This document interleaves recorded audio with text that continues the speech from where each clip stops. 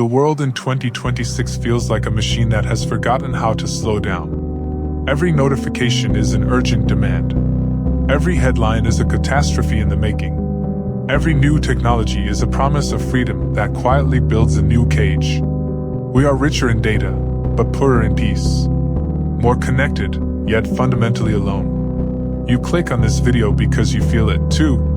That low, persistent hum of anxiety. The fear that you are falling behind in a race whose rules you never agreed to. And the question is, how do you build a life of virtue and stillness in a hypermodern world designed for constant distraction? The Stoics, Marcus Aurelius, Epictetus, Seneca, they were philosophers for a world that knew chaos. A world of plagues, political upheaval, and economic collapse. The year 2026 is no different in its underlying stress, only its manifestation. But their solution, refined over 2 millennia, is your blueprint for the future. If you watch this guide to the very end, you will not just learn quotes. You will receive a mental operating system upgrade, a complete framework to convert the anxieties of 2026 into a fuel for unparalleled inner strength. We will finish with the one Stoic concept that makes sense of your entire journey, the legacy of the self.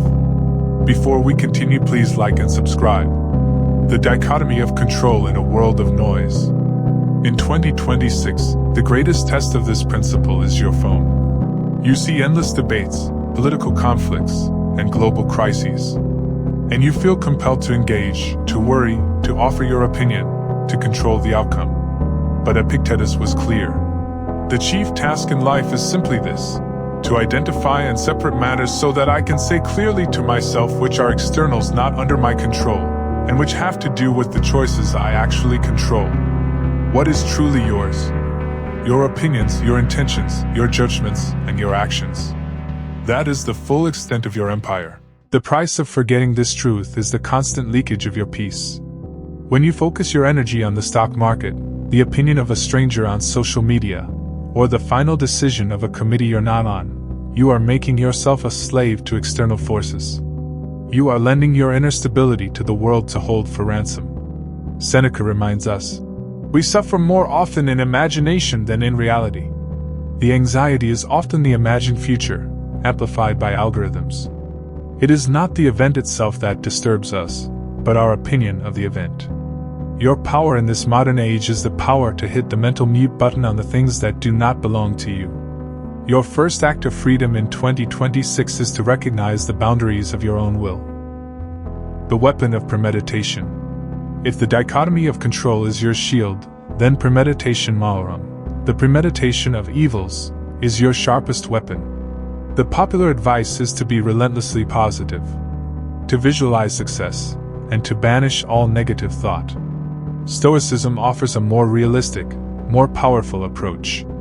It asks, out to look change in the face, to embrace it, and even to welcome it as a necessary part of existence. What is the worst that can happen? The job loss? The market crash? The unexpected illness? By calmly anticipating these possibilities, we remove their power to shock and paralyze us. As Marcus Aurelius wrote, the universe is change. Our life is what our thoughts make it. Change is the law of life. If you expect things to be stable, you are expecting the universe to be something it is not. But if you prepare your mind for the inevitability of flux, you become mentally invincible. What ought one to say then, as each hardship comes? I was practicing for this. I was training for this. The difficulties of 2026 are not roadblocks. They are mental resistance training. They are not happening to you, they are happening for you. They strengthen the mind, just as labor strengthens the body. The compass of virtue, navigating the ethical maze. In a world of rapidly shifting ethics and moral gray areas, Stoicism gives you an internal compass. Virtue. Not as a rigid set of rules, but as the only genuine good in life. You can lose your money, your reputation, your health, but you can never lose your virtue unless you deliberately surrender it. The 4 Cardinal Virtues for 2026. Wisdom, prudence, the ability to see the world clearly, to separate the trivial from the essential. It's the wisdom to know that true happiness depends upon the quality of your thoughts, not the size of your bank account. Justice, morality, acting rightly and fairly toward others, even when they act poorly toward you. The best revenge, as Marcus Aurelius taught, is not to be like your enemy. Courage, fortitude, not just physical bravery, but the moral courage to speak your truth and live by your principles, even if it means being thought foolish and stupid. Temperance, self-control, the mastery over your own desires and impulses. This is the Stoic antidote to the addictive, dopamine-fueled economy of 2026. Freedom is not having everything you want, it is having the power not to want what you don't have. If you are unsure of your next move in your career, your relationships, or your life, ask yourself this. Which path is the most virtuous? Which choice aligns with your highest self? The answer to that question is always within your control, and it is the only answer that guarantees inner peace. The practice of impermanence, Amor Fati and Memento Mori. Let us speak now of time. We often treat our lives like a dress rehearsal for some magnificent future. Seneca cuts through this delusion. Life is very short and anxious for those who forget the past, neglect the present, and fear the future. Memento Mori. Remember you must die.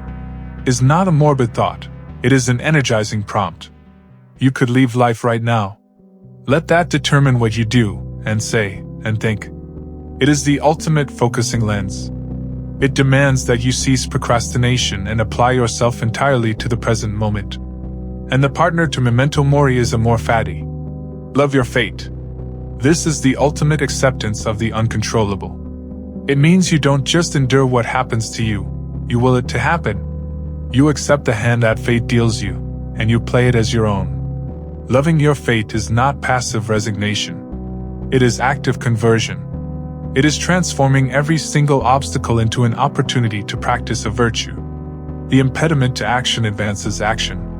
What stands in the way becomes the way. Conclusion, the legacy of the self.